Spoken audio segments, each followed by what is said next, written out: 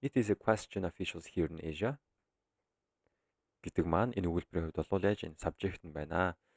Тэгээд are being posed гэдэг маань үйл үг нь байж гин. Тэгээд more and more. Тэгэхээр энэ бол асуулт юм аа гэж байна тийм. Энэ бол асуулт юм аа. Ямар асуулт вэ гэхээр одоо асуулт гэсэн хэсгийг бүгдээрээ тодорхойлж нэмэлт мэдээлэл өгж байна гэсэн. Тэгэхээр officials here in Asia are being posed more and more гэдэг маань асуулт гэдэг дээрээ өгөгдсөн тодтол одоо гишүүн байх нэ. Adjective одоо clause байх нэ. За тэр нь юу гэсэн үг вэ гэхээр энэ бол асуулт юм аа гэсэн энгийн өгүүлбэр байгаа байхгүй. Тэгэнгүүтээ энэ яг ямар асуулт юм бэ гэдгийг нь бүгдээрээ тодтогсон байна гэсэн үг. Ямар асуултын талаар яриад байгаа юм бэ гэдгийг тодтогсон байна. Тэгэхээр officials here in Asia буюу Азад байгаа албан тушаалтнууд official гэдэг маань ер нь албан тушаалтнуудыг хэлж байгаа тийм. Тэгэхээр албан тушаалтнууд яаж вэ? Are being posed гэдэг нь болохоор одоо асуугдаж байгаа гэсэн үг. Азад байгаа албан тушаалтнууд асуугдаж илүү олон удаагаар олон олноор асуугдаж байгаа асуулт юм аа гэж энэ асуулт нь. Secret of Thailand's success гэдэг асуулт маань.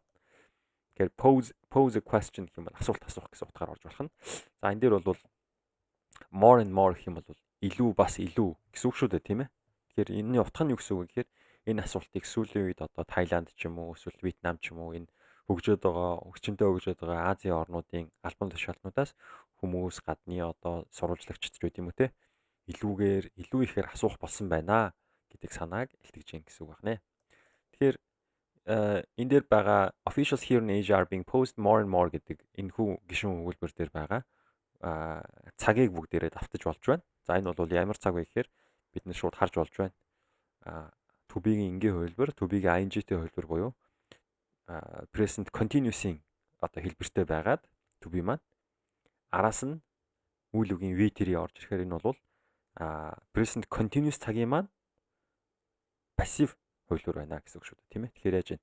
Энэ юу гэсэн үг вэ гэхээр яг одоо болж байгаа зүйлийг passive хувилбараар бичнэ гэсэн үг.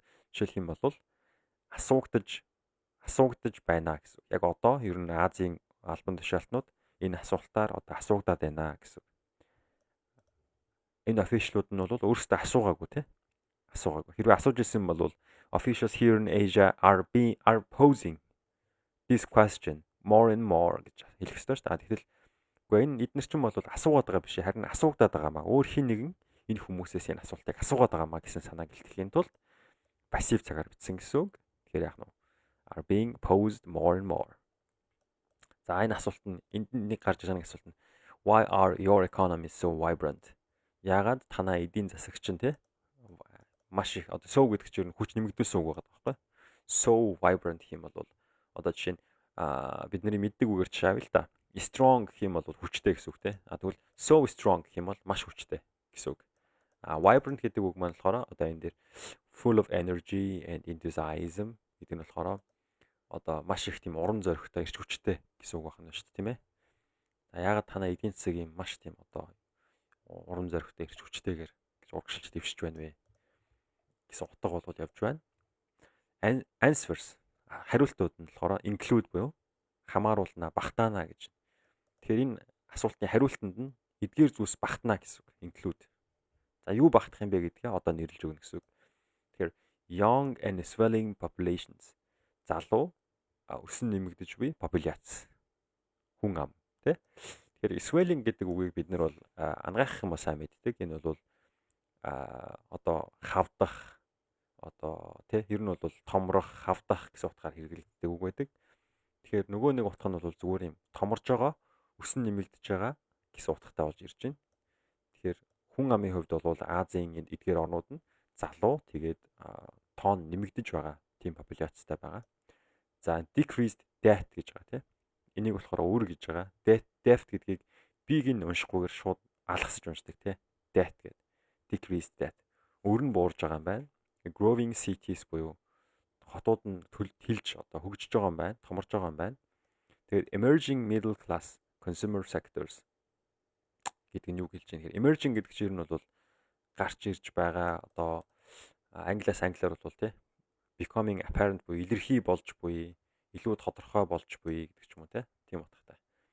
Emerge хийх гэдэг нь бол гарч ирэх гэсэн утга нь бол. Тэгэхээр emerging гэх юм бол одоо гарч орж буй, өсөн нэмэгдэж буй гэсэн утгаараа бол яг орж болох байх.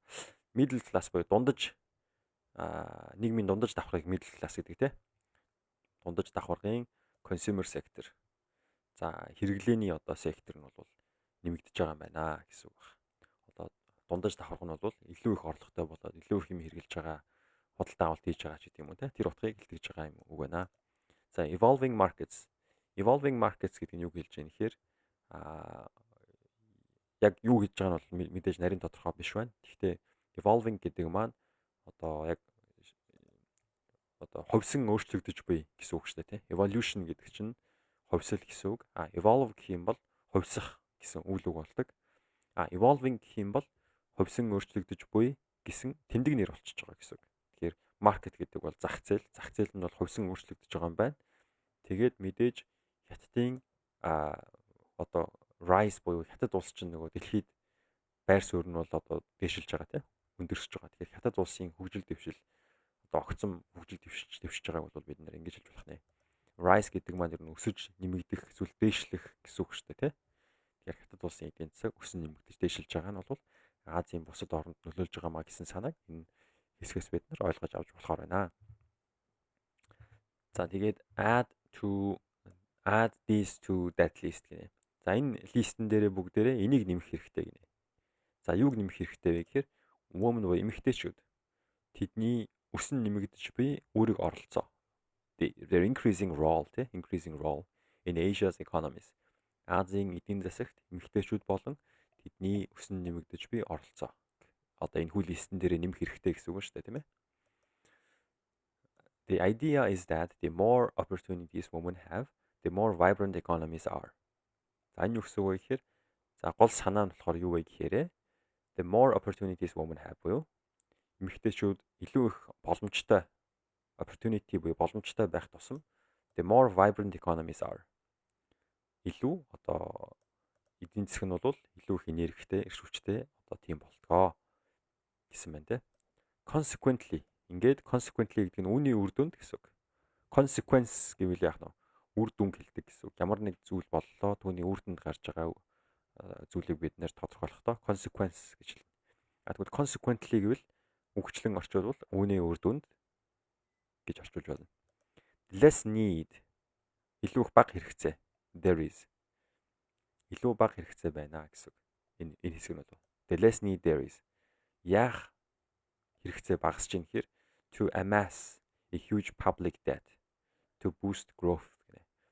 Тэгэхээр эдийн засгийг өсгөхийн тулд олон нийтийн одоо том хэмжээний үр тавих тийм одоо хэрэгцээ бол буурж байгаамаа гэсэн байна.